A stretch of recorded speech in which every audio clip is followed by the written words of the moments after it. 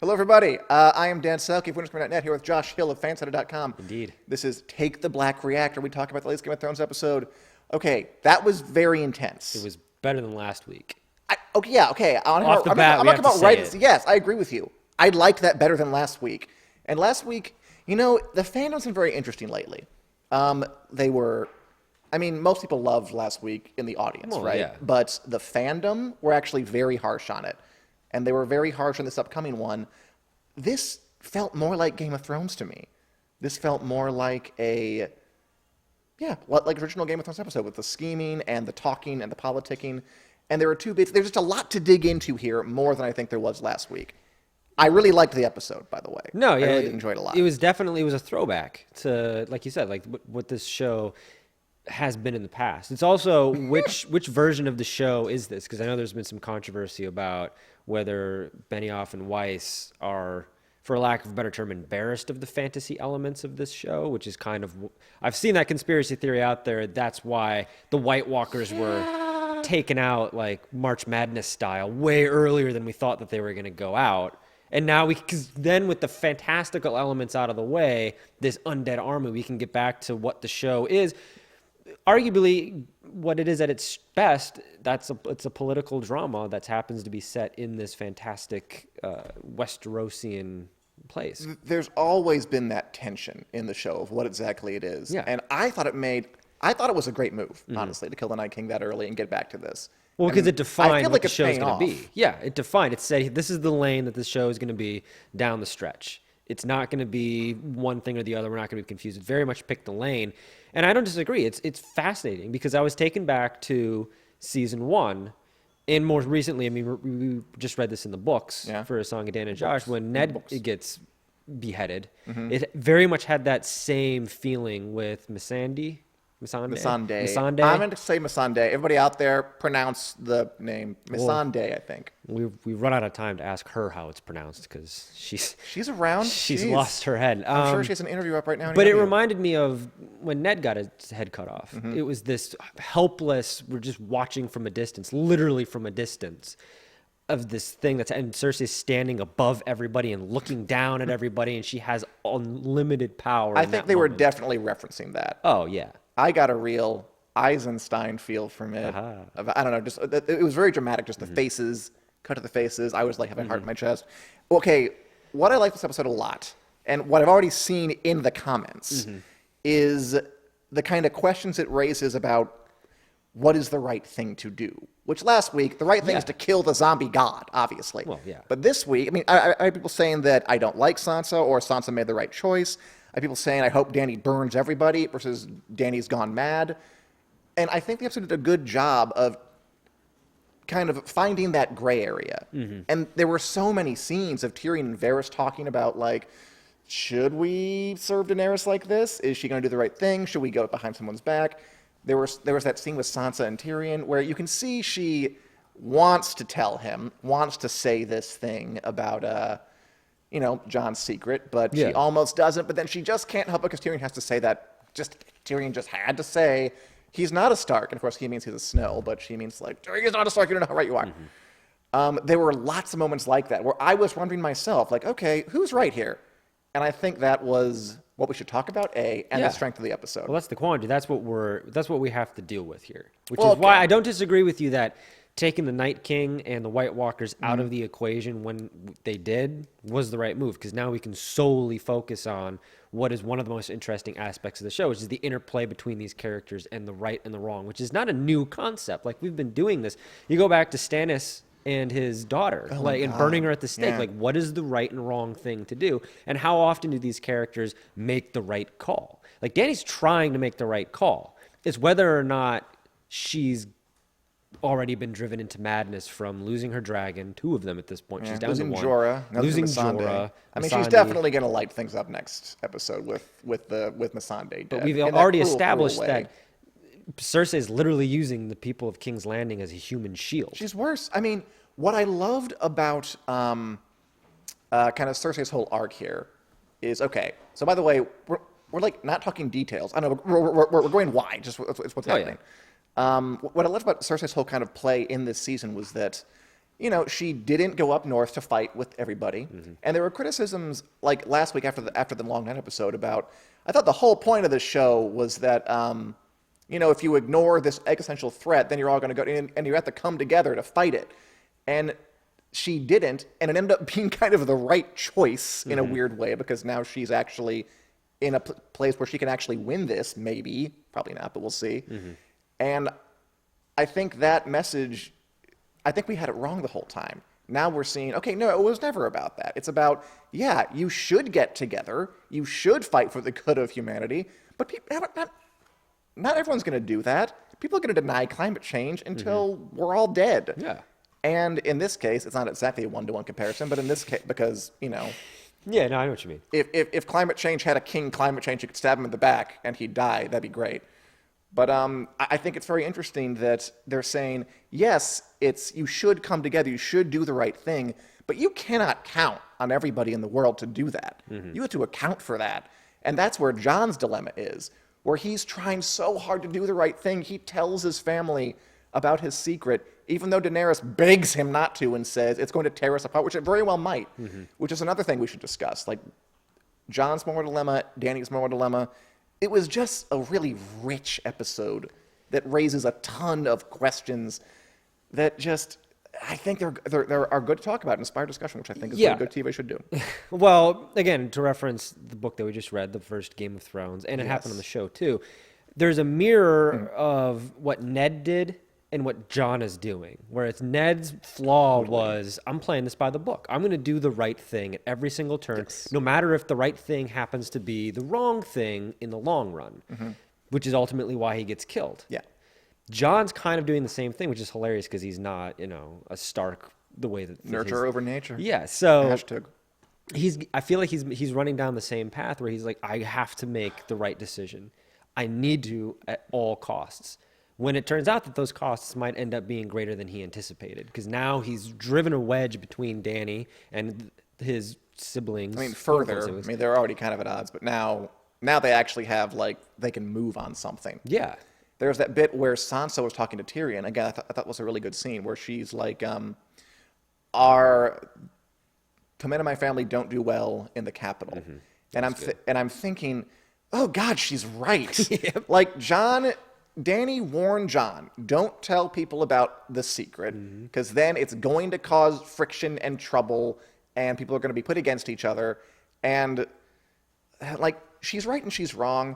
But then when Sansa, but then he did it anyway. Yeah. And then Sansa said they don't do well. Like, oh, he so wouldn't. He would tell everybody everything. He would do exactly what Ned did. He would probably die. Yeah.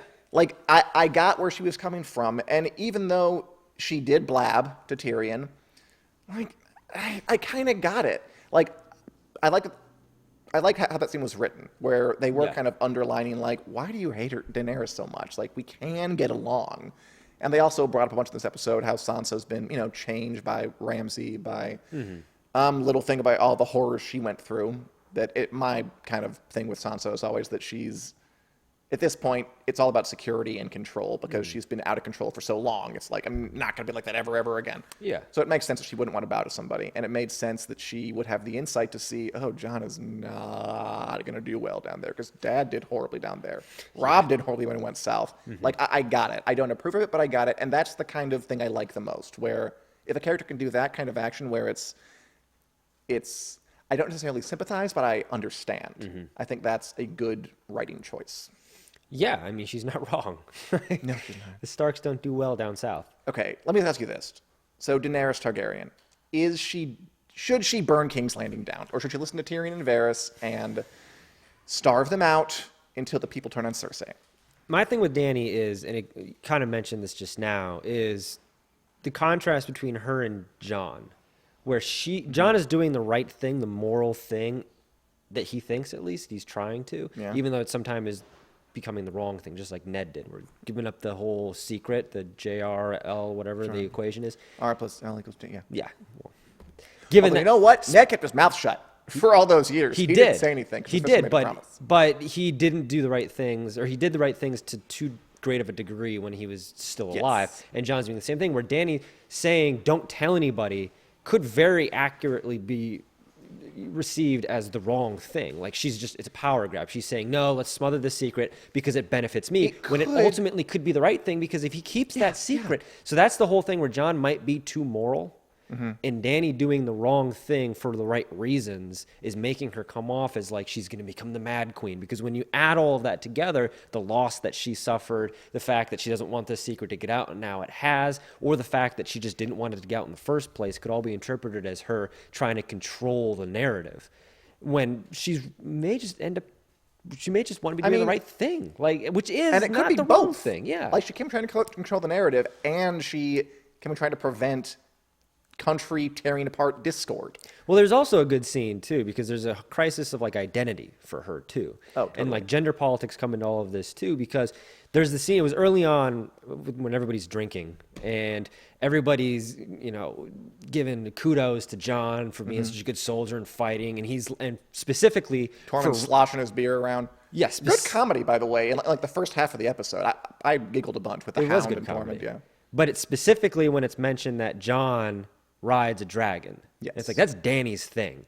Like, this is not a new concept to Dany. And this is the essence of her character, is she's, the mother of dragons. But the fact that she's done everything that she's done, and now things are starting to fall apart for her. She's starting to have this crisis of conscience, this crisis of identity. And the fact that that is just blatantly pointed out, it's like, John's the king. That's a real king because he can ride dragons. And it's like, dude, that's Dany. Like, they're her dragons. They did toast her. They did, but earlier. like, there's that whole thing there where it's the wedge is being driven in. There's how is she going to react? I'm fascinated by Dany. I think that she really commanded the episode as far as who is the most important character and who is the driving force behind everything that's going to happen. And John has almost been relegated to like the back burner. Yeah, where I he's agree. there, he's important, but we didn't really focus on him that much. And more so, the Starks as a family and their importance here, because last week people had a problem with the Night King getting killed a little too early, and I kind of had a little bit of a problem with it too, because it felt I like was cool with it. it was a bait and switch, FYI. where it was this whole misdirection. This whole entire show has been about the White Walkers, up from the very first scene of the series to the end, 3 episodes before the actual end. I think a similar thing could happen with the Starks, because this is a story about the Starks. It's a story about the Iron Throne and everything, but what has been the thing that we always return to? What has been main Starks are characters, probably our main biggest locations? anchor, sure. It's going to the wall with Jon. It's being north with and following Sansa and all that. Like, all these other characters are important, but I think maybe another switch in there where the White Walkers aren't as important as we thought they were. Maybe something happens here where we're all focused on Dany and how Dany is important and the most important character, and it's, we kind of forgot about the Starks. I mean, this episode was called "The Last of the Starks." The Starks have a huge part to play. I mean, it's not. The Starks are kind of our anchor, but Daenerys was always important. Oh yeah. Tyrion was always important. Cersei Jaime were always important. We should talk about them We need too. to talk about Jaime. Yeah. Let me ask you one more question. Yeah. Okay, so I like the bit where it's respecting Jon and kind of where he fits into this and how he wouldn't do well down south. I like the bit where Tormund's going back north, apparently, because he struck out with the tall woman. It's not going to happen That's for him. heartbreaking. They spent a Didn't he lot of time focusing on his reaction, didn't they? He's Like, they kept going back to him. drunkenly trying to get into the fields with the Hound. That was great. That was was great. really good. It's like, of all the people in Westeros to go to with your feelings, the bottom of the list is the Hound. If this is the last time we see Tormund, and I think it might be, as a pretty good way to go out. I thought he kind of dominated the first part of the episode with the. I loved his sloshing the ale around. It kept on spilling out all over the place. Like, you don't care because you haven't gotten there yet in the books, but I never thought they quite did Tormund right from the books. He's a little more like the way the guy plays him. He's a bit more serious. This was good. This was book Tormund. This was sloshing Tormund. around, yelling, grabbing Jon by like the noogie big brother thing or whatever. Just this is a really good Tormund episode. But yeah, so he's going back north, and he says to Jon, like, "You belong in the north, the real north. That's where you're best." And I'm like, maybe, like, perhaps that is the best place for Jon, where it's simple, and there's just a big old yard you got to roam around. Are you sending him to like the farm upstate? Kind of, yeah, like the farm where all the wildlings go in the back. Because I think that's where Starks, who aren't named Sansa, are most comfortable. Yeah. That's where Ned was, where it's just, things are simpler in the north. The people are more loyal, kind of xenophobic, but like more loyal and just hardy, salt of the earth stock. Yeah. And that's why, again, why Sansa, even though I even though it's not a great decision, I got why she would blab the secret and leak the secret to Tyrion. Which, by the way, I always thought she'd be the one to leak. No, I thought Sam would leak it to Sansa and she would leak it to everybody else. But more or less. Do you think it's the last time we see Sam and Gilly? By the way, that kind of felt like a goodbye. It did kind of feel like a goodbye. I don't know. I wouldn't be upset if they made it out alive. Yeah, they deserve something nice. Oh, Sam and Gilly have a nice little baby. Because Grey Worm and Missandei are not making it out alive. They are not taking that beach vacation they talked about. No, that is not happening. It's kind of funny because, like, we all expected them to die last week during the giant battle. Like, you kill the black people first, right? Yeah. And then, nope. They survived, but then one of them died here. I wish they'd given Missandei more lines, but her last one was pretty good. It was. I mean, there was a lot of facial acting, too. Like, there was a tons lot of facial emotion. acting. Although Cersei's The eyebrows line, on this show, people. My Cersei's God. line to her was pretty cold-blooded. Breaker of chains line. So much for the breaker of chains. Yeah. Was, Any last words? that was cold-blooded.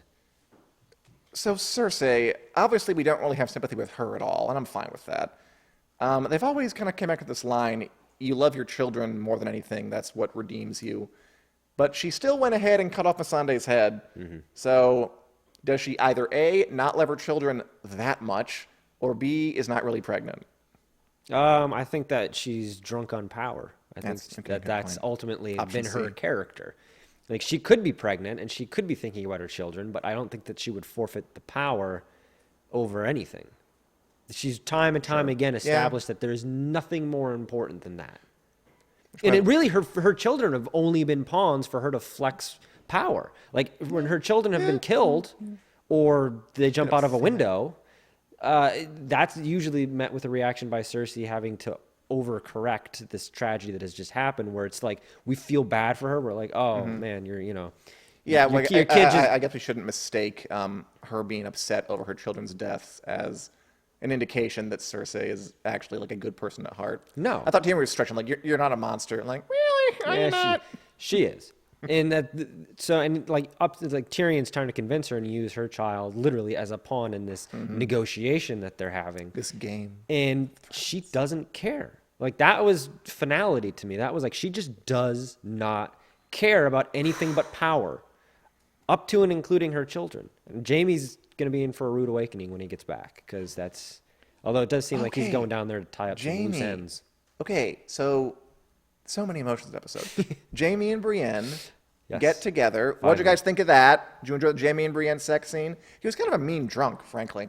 Talking about like, "Did Tormund grow on you?" Was it established before this that she was a virgin? Because they No, they but I hammered mean, the crap out of that's- that in like a 15-second span. Yeah, She's I like, I'm didn't a li- virgin. I- She's yeah, a virgin. I- I've never I- done this before. Blah blah blah. And I'm like, okay, we get it. Yeah, I got wasn't it. a fan Like, of that. let's Like, breathe it a makes little bit. perfect sense. Like, in the books, it gets a little more into it. Brienne's whole story is she's completely out of step with what a Westerosi woman is supposed to be like. And she knows she has like emotional walls built sky high, so she does not let many people. It makes perfect sense she would be a virgin, but the way they harp, I didn't like the way they harped on it all that much. But it is great to see. I did like the passion. I did it was. It was a It moment. was we've great been to see waiting her for. smiling. That was fun. That was nice. I do like Brienne. She's been a fan course. favorite. I would not have to argue hard for that. No, as you're a kidding. statement. And yeah, it was a fun moment to see happen. I don't know necessarily what it's going to mean. It felt like fan service more than anything else. I 'cause disagree, There's sir. no what purpose is this going to serve other than to have perhaps a goodbye from Brienne. No. I think And she'll B, be back. like we're already emotionally invested in both of these characters. We Yeah. don't need them to have sex and for them to kind of fall in love here, to have Jaime going south to ultimately meet his death, which is what's going to happen. Probably. We don't need any more emotional investment in that. We're already there. We don't need it. They need to have sex. They're in love. They've been in love for a while. Well, yeah. And they haven't had sex. See, like, well, they never had the chance. God, they've always been so busy. It's like, and it did. I did like that. It's the night after we saved humanity. Of course, everybody's gonna get down. That's true. Like, that's just what are you gonna do? You feel alive, damn it.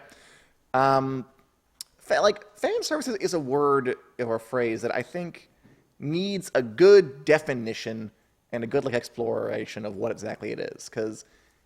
To me, like two characters following through on feelings that we've seen for a long time is not fan service. That's just where the characters would go next. I think it made perfect sense for them to hook up. Maybe I would have liked him to be a little less of a dick about it and drunk about it, but it did make sense.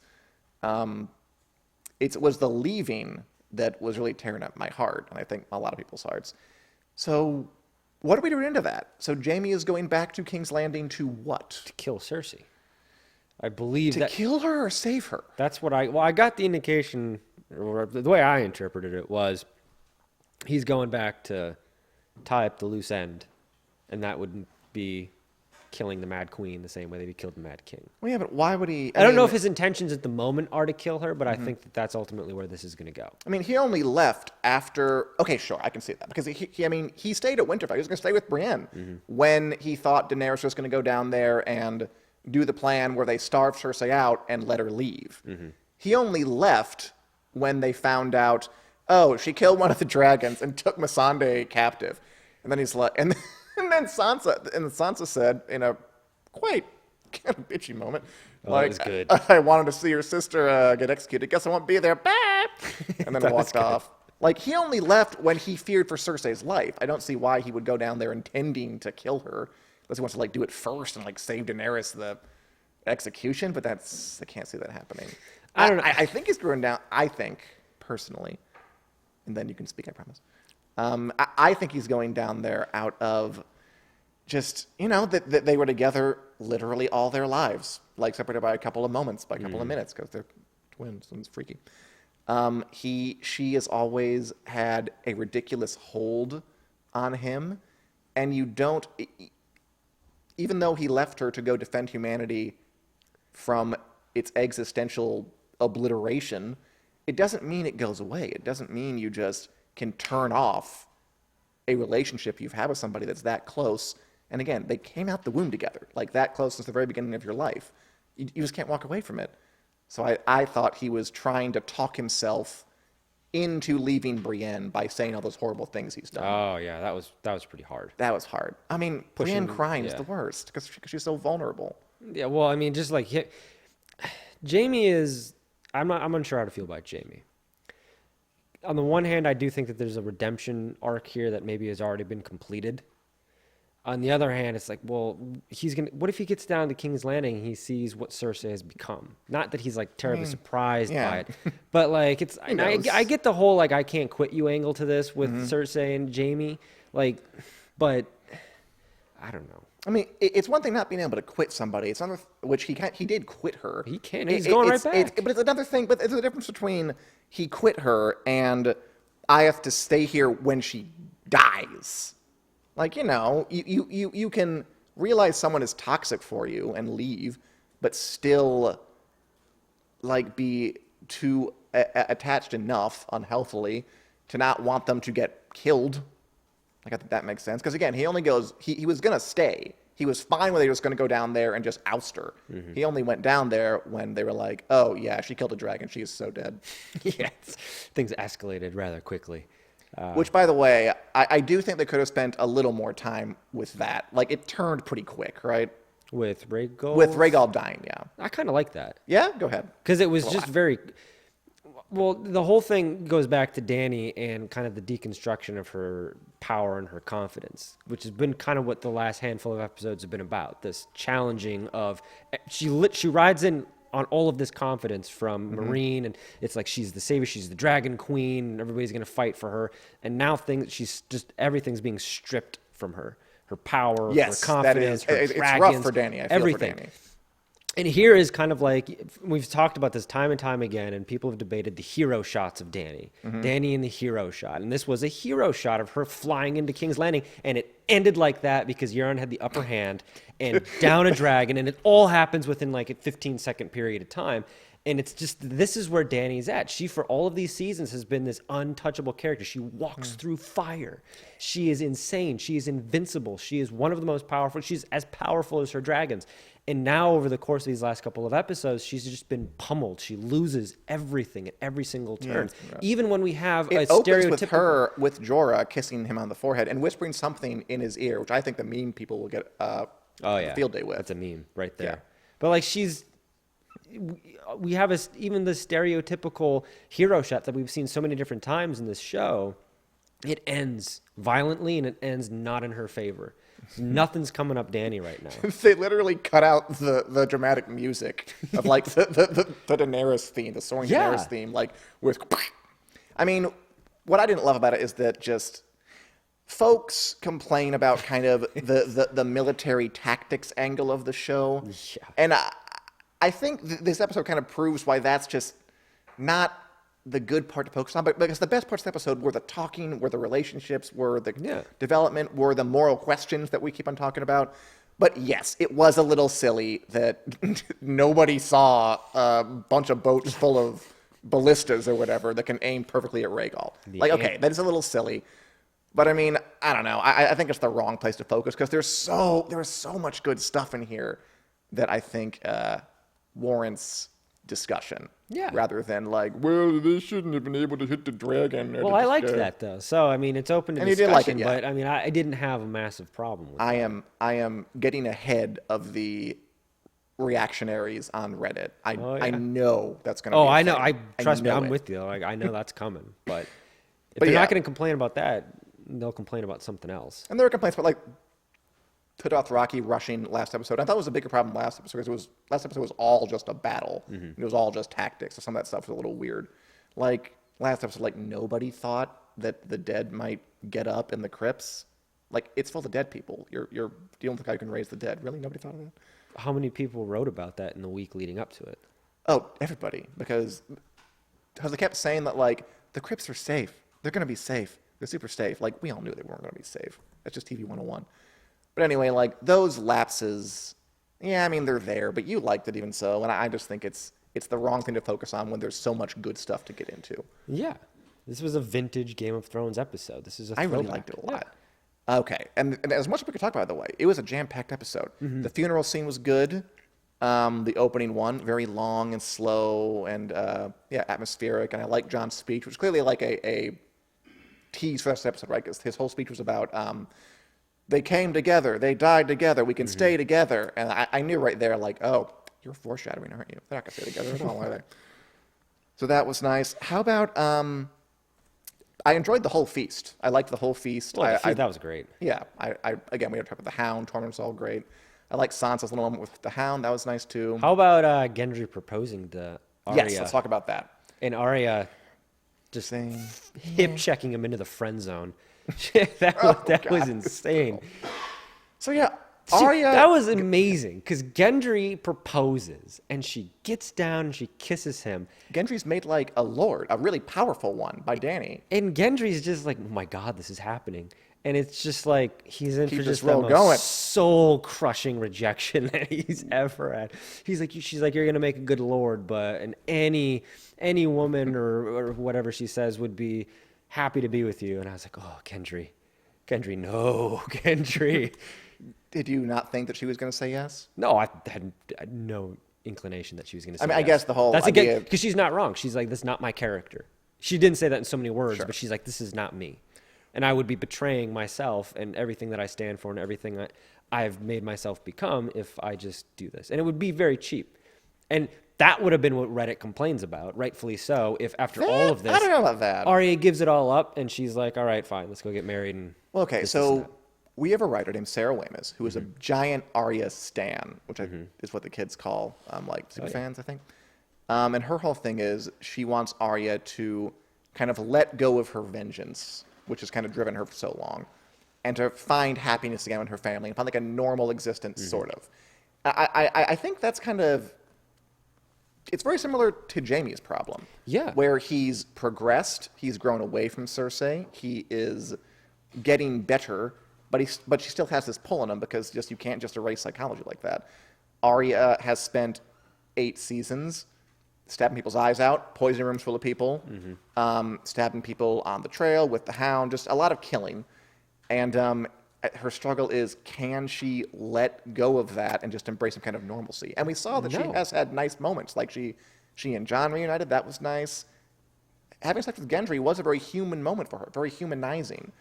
But apparently she's not done with her vengeance yet. no, and that's the tragedy of her character. Like all of these characters, their greatest flaws are coming out right now. And like that would have been that's the moment that, like you said, Jamie had, where it's like, I could stay here, I don't have to go back, this is my out, like I don't have to go back to this life.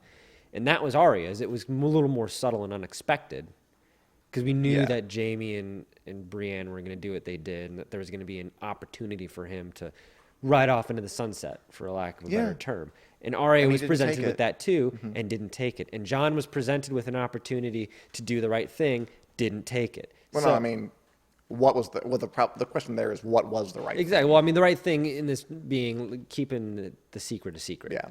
Like his father before him. Should have pointed that out. Your Exactly. father kept the secret. Can't you do it? Just be like your dad. You like your dad so much. Be like him. That would have been good. And then he would have been like, it wasn't my dad. It's like, there you go. Oh, now he's not your dad.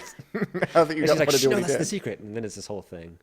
And then it's actually a comedy episode. Stuff. Bill Hader comes out. It's actually a Barry crossover. You watched the episode last week by Barry? That was pretty great. It was. It was wonderful. Let's see what else. We had Arya and the Hound riding off together on the road trip. That was nice. That was a nice little callback. I don't think they're gonna like have scenes No. interstitially like they used to, but that was a fun little callback. And I do like the Hound kind of sticking up for Arya, or Gendry comes over. And Totally. he's like, watch yourself. Yeah, that was He's like, great. you break her heart, I'll kill you. Like, that was that kind of moment. And I kind of liked that. The Hound and Tormund were extremely on tonight, together and apart. They were Yeah. both rocking it all over the place. How about the scene with Bronn, Jamie, and Tyrion? I called that to a certain degree when we talked about it, I don't know how many weeks ago, that because you said that Braun, there's no chance in hell that Braun doesn't always follow the money, which he's not necessarily not doing right now, but he totally is. He did present Jamie and Tyrion with an opportunity to basically counter and match Cersei's offer. Which they for did. I them mean, to stay they alive. upped it. So this idea that, I mean, he is following the money, but this idea that it was going to be, he was just unabashedly supporting Cersei because she gave him an offer, didn't happen. Which again benefited Tyrion and Jamie, because Bronn is so blinded by riches I mean, that he was blinded able to be by or- manipulated. I don't think it's manipulated. I think Braun's been extremely consistent. Braun is all about the money. And I like his line about, I knew your sister was dead the second I saw those dragons, which is just probably true. I don't think she's going to come out of this alive. I mean, No. I will give credit to the show for making me doubt myself a little bit. And I'm like, if they kill the Night King this soon, I mean, maybe. Cersei come I out don't of it have alive. that. The Night King moment didn't do that for me, where I was like, 'cause it didn't have the same effect that I think they intended it to have, with the Red Wedding effect, where you're like, oh my God, anybody could go, anything could happen. This is It was more this week, frankly, with Missandei being killed. And yeah. Well, it wasn't there. I'm not saying it's like Red Wedding level, but no, but I think we're past the point where maybe it's because we only have 2 episodes left, and it's already basically implied that anything goes at this point. It's not. It wasn't like a Red Wedding thing with the No. White Walkers, where I was like, well, this might mean Cersei lives. Like, that's always kind of been a possibility. it always has. And I mean, if there were any other show, I'd say I'm pretty sure she's going to die. Oh, But I mean, they like subverting our expectations. They have several times this season already, and it's possible. I doubt it. Can you imagine if this show ends with Cersei winning? I kind of love it. Just be for the awesome. audacity of it and the sheer brass balls of it, it would be That fun. would be pretty cool. Okay. We have lots of comments. I've been letting them sail by, but I love you guys for saying all this stuff. Braun sits on the Iron Throne, thinks Pamela. Yeah, why not? That could happen. He strips it for parts and sells them. Exactly, yeah. Swords. Okay, here, we can talk about this really quickly. Yanni says, smelled treason from Varys. Maybe Tyrion will be on board. Someone to think with a cold head.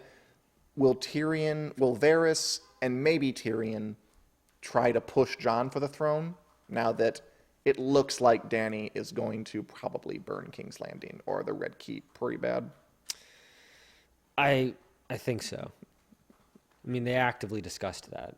They did, like twice in very They were long kind scenes. of half in, half out, where Tyrion's like, of course I've thought about it. He's like, thoughts aren't treason. I'm like, I mean, a in little- China, maybe. we're skirting up against it there, Tyrion. It's like, if you're thinking about treason, it's kind of a little bit treasonous.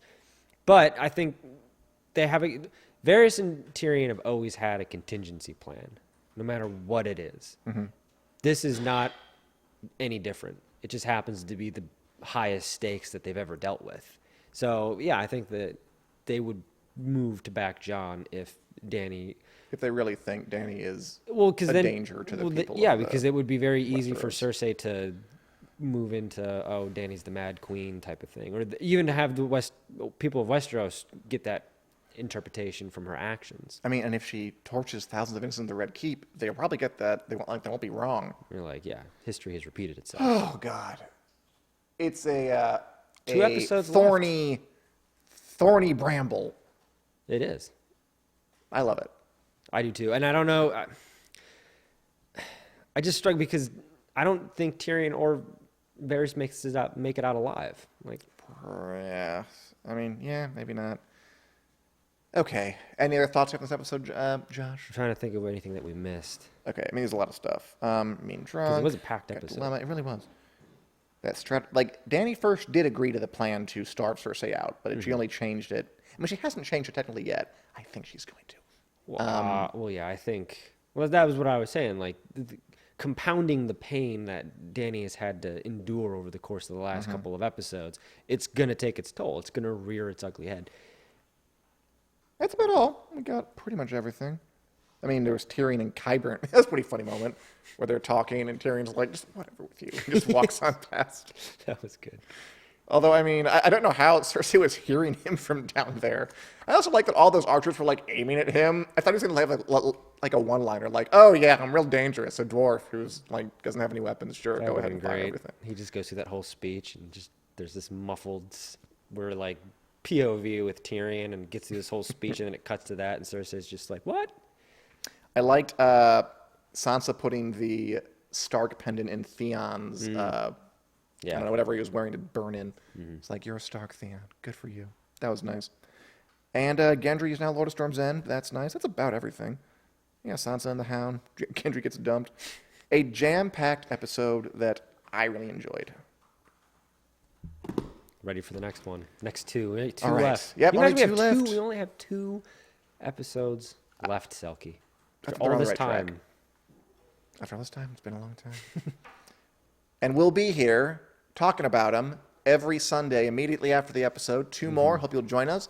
We'll also preview the next episode and just talk about Game of Thrones more generally on our weekly show, Take the Black Live, every Wednesday at 4 p.m. CST on our Facebook page.